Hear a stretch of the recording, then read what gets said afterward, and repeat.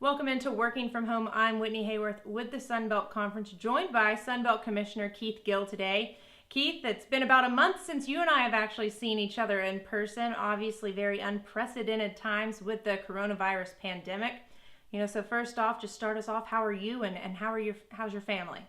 Yeah, well, it's great to see you. Like you said, it has been a month that we've all been kind of working from home, and we're very fortunate. So my family is healthy. I'm healthy and feeling good, and so we're excited about that. I certainly would say we are thinking about the people of Louisiana as here in New Orleans specifically, but in the state we're going through kind of a double kind of set of crisis with the tornadoes that recently happened, and then obviously with our spike in COVID-19 cases. So our thoughts and prayers are with the folks of Louisiana and really with the nation as the whole, obviously United States and the world kind of battle through this coronavirus. As we focus in on the Sunbelt membership and the Sunbelt Conference, obviously a number of challenges and concerns. I'm sure you have heard all of them. You've been on the phone most of every single day, I'm sure, talking with athletic directors, chancellors, CEOs, this, that, and the other. Kind of walk us through some of those phone calls, maybe some of those challenges that you've heard and that you're trying to address as a commissioner. Yeah, I think one of the biggest challenges, obviously, is just health and safety of our students and of our communities.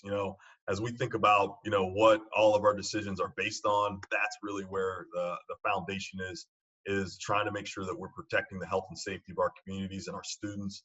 I think we're really concerned, obviously, about the mental health of our students. I mean, they've been through some really unprecedented challenges, and yet they have been removed from one of the most important support groups that they have, and seeing that most of the campuses are closed. So we're certainly concerned about how we provide them the support that they need.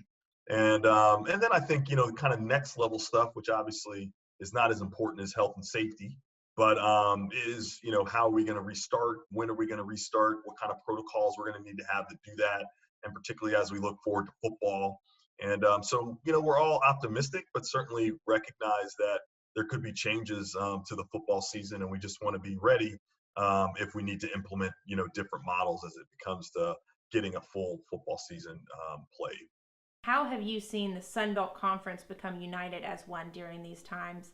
Whether it's in your talks with administration, maybe hearing what how student athletes are coping. How have you seen us come together? Yeah, it's been great actually. I'll get a chance to speak with the SAC this afternoon, so our Student Athlete Advisory Committee, and I was so proud of them in terms of their kind of mental health campaign that they launched, with obviously your help from a social media standpoint. So thank you for that. But it's great having a SAC leadership that is, committed to serving their fellow students. And Alexis Garrett is such a great, kind of advocate for students, as well as Nick Clark, who is certainly kind of well established in NCAA governance standpoint. So it's really nice that our students have rallied around each other and that we have student leadership there. I think in terms of some of the big decisions that we had to make, I mean, some of the hardest things that we had to do was around our basketball tournament, and certainly seeing how our CEOs and ADs work together in terms of coming up with some solutions that we had to do, hard solutions around our basketball championship, around our sports season, spring sports seasons, and also around our spring championships, and those conversations. So I think the great thing about the Sun Belt is I actually think this pulls us closer together, which I think is really positive. Although obviously this is a tragic set of events, I do think that's another kind of positive outcome coming back, which is bringing our conference closer together. And this whole interview is truly a reflection of the last month. But if you think about it, 1 month ago today would have been the basketball championship semifinals. So to think back where we were to where we've come, what we've overcome, what we're still overcoming. I mean, how have you reflected just individually, not even as a commissioner, just as a person? Yeah, it's so interesting because in 4 weeks, I feel like we've kind of lived like 6 years. I mean, in terms of just the amount of change, which is going to work every day. I mean, I think about it, I was on a plane coming back from Atlanta to New Orleans, and I think that was maybe March 11th. And essentially a little more than 1 month later, I'm kind of sequestered in my house trying to do my part, for protecting the public health. So that is, it's a lot of change, and I think that's why I'm certainly concerned with the mental health of our students, and that kind of change that quickly. I think is hard on all of us, but particularly them. I think it's hard. I certainly miss the staff. I certainly miss being able to just go outside.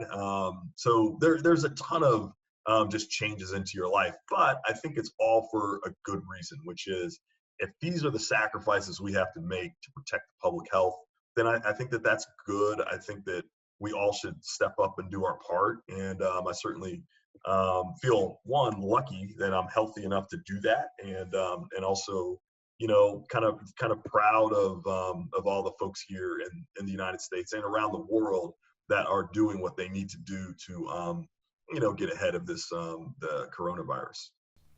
Well, Keith, and the last question I have for you, as I do some of these interviews from home, I always like to end on maybe a more lighthearted, happy note.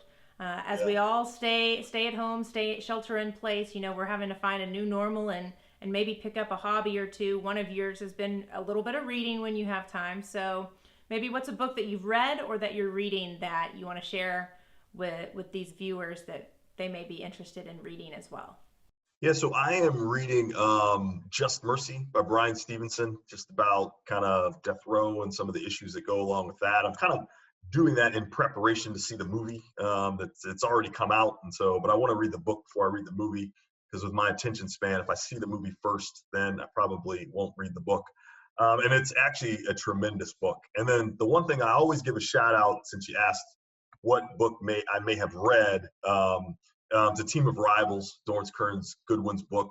That's one of my favorite books of all time about Abraham Lincoln and how he assembled his cabinet when he was first elected president of the United States back in 1860. And I just think that is an amazing book, and it's historical, so great, gives you great history of the United States and some of the challenges, but also lots of information there about leadership and how challenging and difficult it can be. But he obviously did it in an unbelievable way. Well, appreciate those recommendations. I'm sure a number of people will look into those. So, well, Keith, I appreciate you taking the time. I know it has not been an easy time for you and your role, but we certainly appreciate all that you do. And hopefully, you and I will see each other again in person soon. But if not, maybe at least through Yeah, another interview like this. sounds good. Hey, thanks so much, Whitney. Great being with you.